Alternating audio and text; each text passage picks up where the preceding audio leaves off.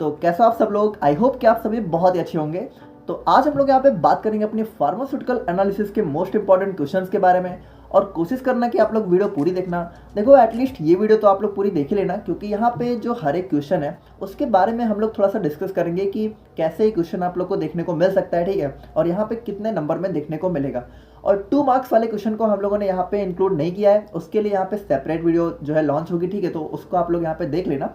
बाकी यहाँ पे मेनली हम लोग जो है 5, 7 और 10 या फिर जो 15 नंबर में क्वेश्चन देखने को मिलते हैं उसके बारे में बात करेंगे, ठीक है।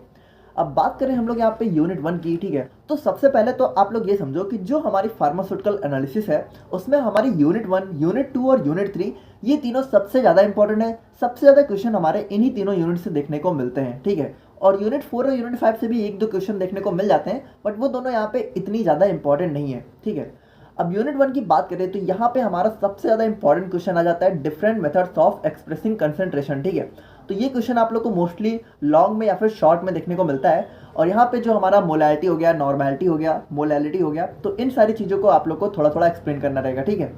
और उसके बाद हम लोग बात करें तो सेकंड क्वेश्चन भी हमारा बहुत ज़्यादा इंपॉर्टेंट हो जाता है, जिसमें यहाँ पे पूछा जाता है आपसे various sources, types and methods of minimising errors, ठीक है। तो एरर्स का पूरा टॉपिक बहुत ज़्यादा इंपॉर्टेंट है और ये आप लोग को लॉन्ग में ही ज़्यादातर देखने को मिलता है, तो इसको आप लोग यहाँ पे जरूर देख लेना।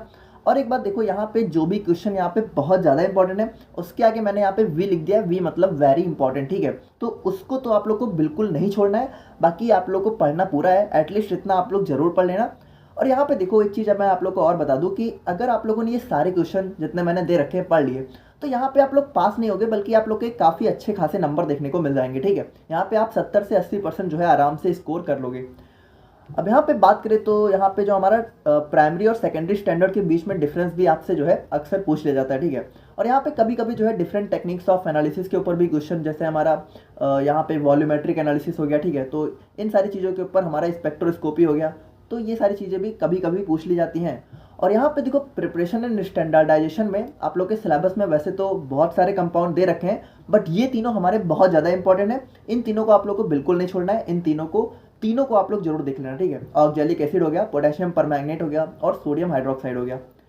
अब यूनिट 2 की बात करें तो यहाँ पे हमारा पहला क्वेश्चन हो गया यहाँ पे theory of acid base indicator, ठीक है, तो काफ़ी ज़्यादा इंपॉर्टेंट है। और सबसे पहले आप लोग ये समझो कि जो theory of acid base indicator है, ठीक है, और theory of acid base titration है, वो दोनों यहाँ पे अलग अलग चीज़ें हैं, ठीक है। देखो ये है theory of acid base titration, इसमें आप लोग को आर्रेनियस थ्योरी, ठीक है, और ब्रॉन्स्टेड लोरी थ्योरी, इन सब के बारे में बताना है। और ये है हमारा एसिड बेस इंडिकेटर की थ्योरी, इसमें आप लोग को ओस्टवाल थ्योरी और बेंजोनाइट क्विनोनाइट थ्योरी के बारे में बताना है। तो ये दोनों अलग अलग टॉपिक है, इनको मिक्स मत करना। और जो इंडिकेटर वाला है ये बहुत ज़्यादा इंपॉर्टेंट है, ठीक है।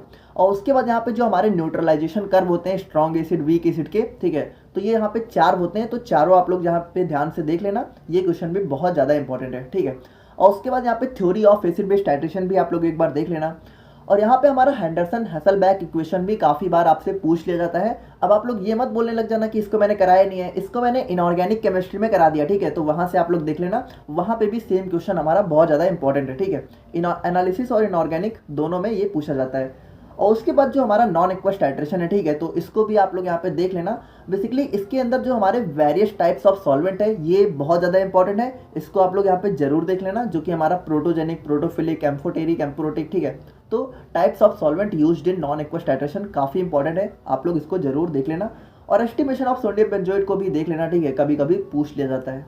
और बात करें हम लोग यहाँ पे अपनी यूनिट 3 की, ठीक है, तो यहाँ पे देखो ये सबसे ज़्यादा इंपॉर्टेंट क्वेश्चन है, डेफिनेटली आप लोगों को एग्जाम में देखने को मिलेगा, जिसमें आप लोगों से या तो मोहर मेथड, या तो वोल्हार्ड मेथड, या तो फजान्स मेथड, ठीक है, इन तीनों में से किसी को हम इंपॉर्टेंट नहीं कह सकते, तीनों ही पूछ ले जाते हैं। बाकी इन तीनों में मोहर और वोल्हार्ड जो है बहुत ज़्यादा इंपॉर्टेंट है। बाकी एक चीज़ देखो, यहाँ पे ये तीनों मेथड ना बहुत सेम है, तो इसकी हमारी तीनों की 1 शॉट वीडियो पड़ी हुई है, ठीक है, तो उसको आप लोग देख लेना। तीनों मेथड यहाँ पे लगभग सेम ही है, तो आप लोग एक भी छोड़ना मत, ठीक है, तीनों यहाँ पे देख लेना।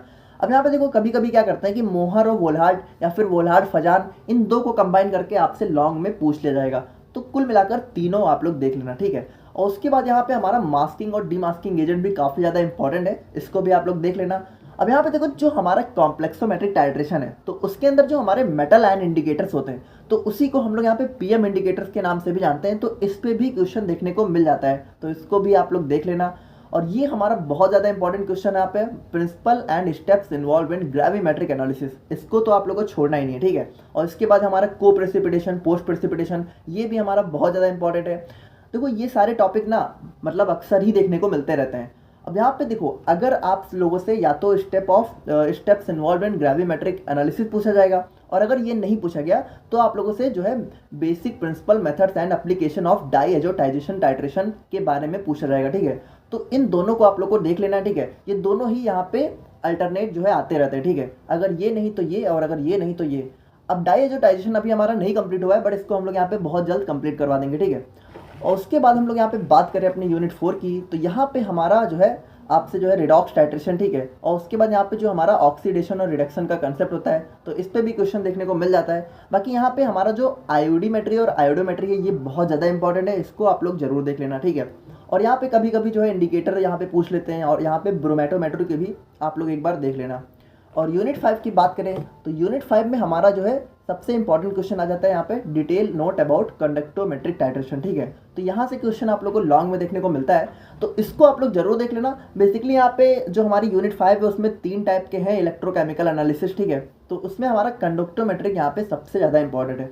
और उसके बाद यहाँ पे आप लोगों से जो है construction and working of electrochemical cell भी पूछ लिया जाता है, तो इसको भी हो सके तो आप लोग देख लेना। और पोलैरोग्राफी, अब देखो अगर कंडक्टोमेट्रिक पूछा गया तो पोलैरोग्राफी नहीं पूछा जाएगा, और अगर पोलैरोग्राफी पूछा गया तो कंडक्टोमेट्रिक नहीं पूछा जाएगा। तो ये दोनों जो है लगभग अल्टरनेट होके आते रहते हैं। बाकी ये हमारा सबसे ज़्यादा आता है, ठीक है। कभी कभी ये भी पूछ लिया जाता है, ठीक है। और mechanism of dropping mercury electrode, ठीक है। तो यहाँ पे देखो, अगर इतने सारे क्वेश्चन आप लोगों ने पूरे पढ़ लिए तो आप लोग के इजीली जो है 70 to 80%, या फिर अगर आप लोग की किस्मत अच्छी रही तो इससे ज़्यादा जो है एग्जाम में देखने को कुछ मिलेगा भी नहीं, ठीक है। बाकी जिनके आगे वेरी इंपॉर्टेंट लिखा है, ठीक है, उतना तो आप लोग जरूर पढ़ लेना। अगर उतना भी पढ़ लिया तो आप लोग पास आराम से हो जाओगे। और बाकी हम लोग मिलते हैं यहाँ पे नेक्स्ट वीडियो में। Thank you so much.